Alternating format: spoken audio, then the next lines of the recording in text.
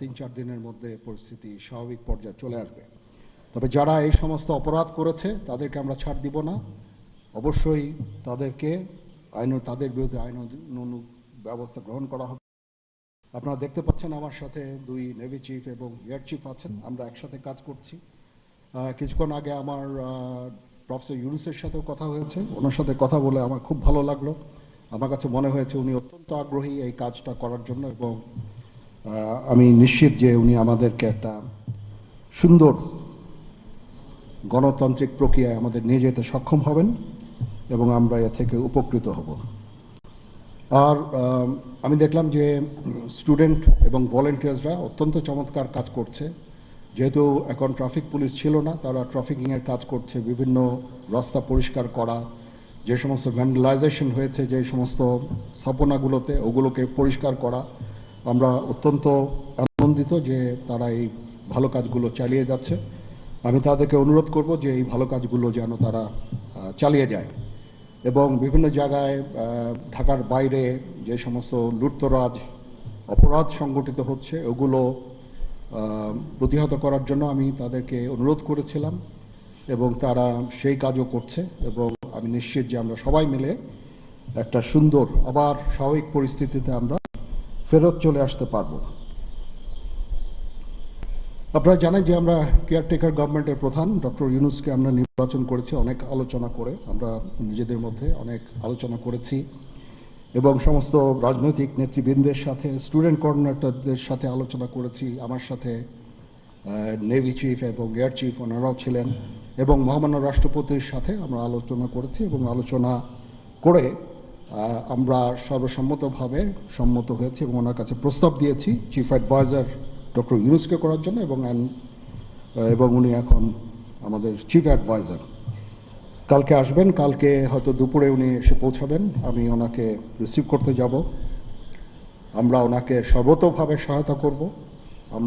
আমি army chief, navy chief, air chief, এবং আমি নিশ্চিত যে উনি সমস্ত রাজনৈতিক দল এবং সবার কাছ থেকে সাহায্য সহযোগিতা পাবেন। স্টুডেন্ট ফোরাম, স্টুডেন্টস, এবং আমরা সবাই মিলে ওনাকে সাহায্য করব এবং আমি নিশ্চিত যে তাহলে উনি অত্যন্ত সফলভাবে ওনার এই কাজ সমাধা করতে সক্ষম হবেন।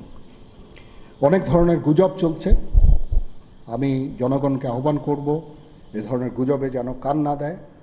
আমরা একটা চমৎকার পরিবেশে সুন্দরভাবে সবাই মিলে আমরা কাজ করে যাচ্ছি।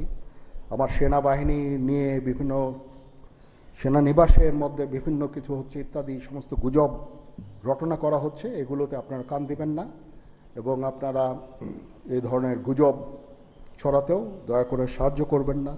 আমি জানি সবাই এটা ইচ্ছা করে করেন না, হয়তো আউট অফ প্যানিক আপনারা এটা করেন। এই জিনিসটা থেকে নিবৃত্ত থাকলে এটা ভালো হবে এবং আরেকজনকে কোনো নিশ্চিত না হয়ে কাউকে এ ধরনের কোনো খবর সংবাদ আপনারা দেওয়া থেকে বিরত থাকবেন, তাহলে এটা আমাদেরকে সাহায্য করবে। পুলিশের পুনর্গঠনের কাজ চলছে, এখন পুলিশ প্রধান একজন নিয়োগ দেওয়া হয়েছে। আমি নিশ্চিত যে পুলিশের মনোবল আবার ফেরত আসবে এবং পুলিশ একটা প্রফেশনাল ফোর্স হিসাবে ভালোভাবে তাদের দায়িত্ব পালন করতে সক্ষম হবে। সর্বশেষে আমি আপনাদের নিশ্চিত করতে চাচ্ছি যে সেনাবাহিনী, নৌবাহিনী, বিমান বাহিনী সর্বদা জনগণের সাথে আছে এবং থাকবে এবং আমরা কাজ করে যাব, পাশাপাশি সবার সাথে মিলে কাজ করে যাব এবং আমরা একটা সুন্দর ভবিষ্যতের দিকে যেতে পারবো, ভবিষ্যতে পৌঁছাতে পারবো বলে আমি বিশ্বাস রাখি। আপনারা আমাদের সবাইকে সাহায্য সহযোগিতা করবেন, আপনাদের সাহায্য নিয়ে ইনশাল্লাহ আমরা এটা করতে পারবো। আপনারা মিডিয়া অলরেডি অত্যন্ত দায়িত্বপূর্ণভাবে আপনাদের সংবাদ পরিবেশন করছেন, আমি আবার আপনাদের কাছে এই জন্য কৃতজ্ঞতা জানাচ্ছি এবং ইনশাল্লাহ আমরা সবাই মিলে দেশকে একটা সুন্দর একটা পরিবেশ আমরা সৃষ্টি করতে পারবো এই দেশে এবং আমরা সবাই ভালো থাকবো ইনশাআল্লাহ। এখন আপনাদের যদি কোনো কোয়ারিজ থাকে, কোনো প্রশ্ন থাকে আমাকে করতে পারেন, আমি যদি আমার জানা থাকে আমি অবশ্যই এটার উত্তর দিব। কালকে আমরা শপথ গ্রহণের জন্য যথাসাধ্য চেষ্টা করছি। একটা প্রস্তাব ছিল বিকালে করার, বিকালে খুব টাইট হয়ে যেতে পারে কি উনি 2:10-এর দিকে হয়তো এখানে আসবেন, এটা মে বি ভেরি টাইট। আমরা হয়তো তাইলে রাত্রেবেলা রাত 8টার দিকে করতে পারি। হয়তো 400 জন লোকের উপস্থিতি এখানে থাকবে।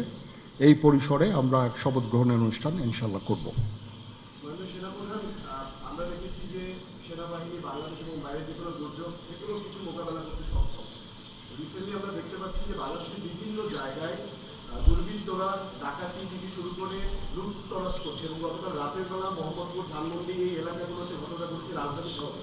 এবং এই বিষয়ে আসলে সেনাবাহিনী কি পদক্ষেপ নিচ্ছে এবং সাধারণ মানুষ কিন্তু উদ্বেগ উৎপাদন হতে পারে? হ্যাঁ, প্রথম কথা হচ্ছে যে আমি দায়িত্ব নিয়েছিলাম অবশ্যই, এবং আমি রাজনৈতিক নেতৃবৃন্দর কাছ থেকে কথাও আমি ওনাদের কাছ থেকে ওনাদেরকে আমি বলেছিলাম যে আপনারা আমাকে সাহায্য করেন, যে মুহূর্তে এই ট্রানজিশনটা হবে এ ধরনের সমস্যার সৃষ্টি হতে পারে, এবং ওনারাও আমাকে বলেছিলেন যে ওনাদের যতদূর সম্ভব সাহায্য করবেন। তারপরেও কিছু কিছু ঘটনা ঘটেছে।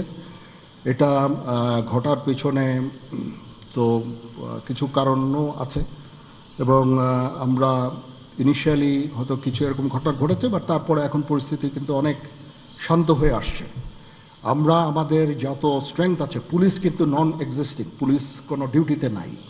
পুলিশের একটা বড় ফোর্স, এটার যে ভয়েড যেটা সৃষ্টি হয়েছে, এই ভয়েডটা সেনাবাহিনীর স্ট্রেংথ দিয়ে এটা পুরা করা সম্ভব না। আর তারপরেও আমরা যথাসাধ্য চেষ্টা করে যাচ্ছি, এবং হাজার হাজার লোককে আমরা কিন্তু এই সমস্ত সমস্যা থেকে আমরা উদ্ধার করেছি। বহু পুলিশ, আমার জানা মতে বহু পুলিশ, অনেক থানা, তারপরে সরকারি কর্মকর্তা কর্মচারীদের রেস্কিউ করা, এই সমস্ত কাজগুলো আমরা করেছি। আমরা সমস্ত ইম্পর্টেন্ট জায়গা যেমন বিমানবন্দর, ডিপ্লোম্যাটিক এরিয়া, সেক্রেটারিয়েট, জাজেসদের অ্যাকোমোডেশন, তারপরে সেক্রেটারিদের অ্যাকোমোডেশন, এই সমস্ত গুরুত্বপূর্ণ জায়গাগুলি আমরা প্রোটেক্ট করছি, এবং বিভিন্ন জায়গায় পেট্রোলিং করা হচ্ছে। তারপরেও একটা ইনিশিয়ালি দু একদিন এটা হয়েছে, সেই জন্য আমি অত্যন্ত দুঃখিত এবং বিব্রত। যাই হোক, এটা আমার যে স্ট্রেংথ যা ছিল এটা নেভি এয়ারফোর্সও তারা তাদের মতো করে করেছে। আমরা যথাসাধ্য চেষ্টা করেছি, তারপরেও কিছু হয়ে গেছে। এটা আমার জাস্ট সিম্পলি আমাদের এনাফ স্ট্রেংথ ছিল না। বাট আমি নিশ্চিত যখন পুলিশ পুনর্গঠন হয়ে যাবে, তারা যখন আবার কাজে নেমে যাবে, তখন এই ভয়েডটা খুব সহজেই আমরা পূরণ করতে পারবো। পুলিশের একটা বিরাট সংখ্যক ফোর্স, পুলিশ ইজ একটা বড় ফোর্স। তো এই ফোর্স যদি নিষ্ক্রিয় হয়ে যায়, সেটার ভয়েড পূরণ করা সেনাবাহিনী, বিমান বাহিনী, নৌবাহিনী সবার পক্ষে সম্ভব না। আমরা এটার জন্য ডিজাইনডও না। যাই হোক, আমি নিশ্চিত যে খুব শীঘ্রই তারা পুনর্গঠিত হবে, এবং এই সমস্ত ভ্যান্ডালিজম এগুলোকে প্রতিহত করতে সমর্থ হবে। বাট আমি এটুকু আপনাদের বলছি যে যারা এই সমস্ত কাজে জড়িয়েছে তাদেরকে আমরা আইনের আওতায় আনার সর্বোচ্চ চেষ্টা আমরা করব।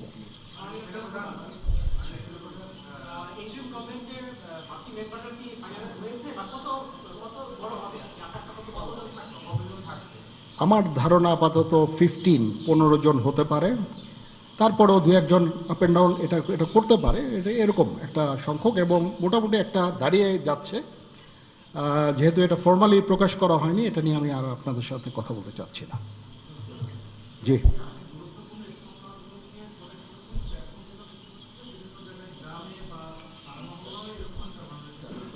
হ্যাঁ হচ্ছে, বাট সংখ্যা অনেক কমে এসেছে।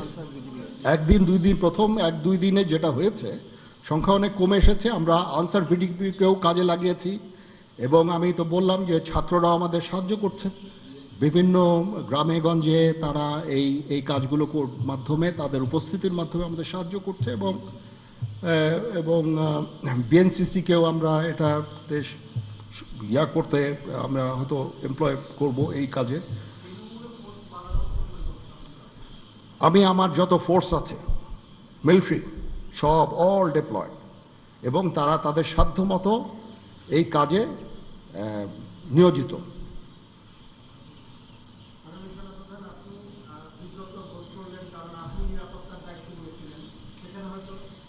এখন রাজনীতিবিদরা বললেন যে জেনারেল সাহেব আপনি নিরাপত্তার দায়িত্ব নেন, somebody has to take it. তো আমি আর তো কেউ নেওয়ার নাই, আমি নিয়েছি, এবং যদি কোনো ব্যর্থতা থাকে সে দায়িত্ব আমার। আমি আমার সাধ্যমতো চেষ্টা করেছি, এবং খুব কম সময়ের মধ্যে একটা স্বাভাবিক পরিস্থিতি ফেরত আসছে, বাট আমাদের আরও অনেক কাজ করতে হবে। ইনশাল্লাহ আমাকে একটু সময় দেন, আমরা এই নর্মালসিতে নিয়ে চলে আসবো ইনশাল্লাহ। ওকে, সবাই ভালো থাকেন, সুস্থ থাকেন।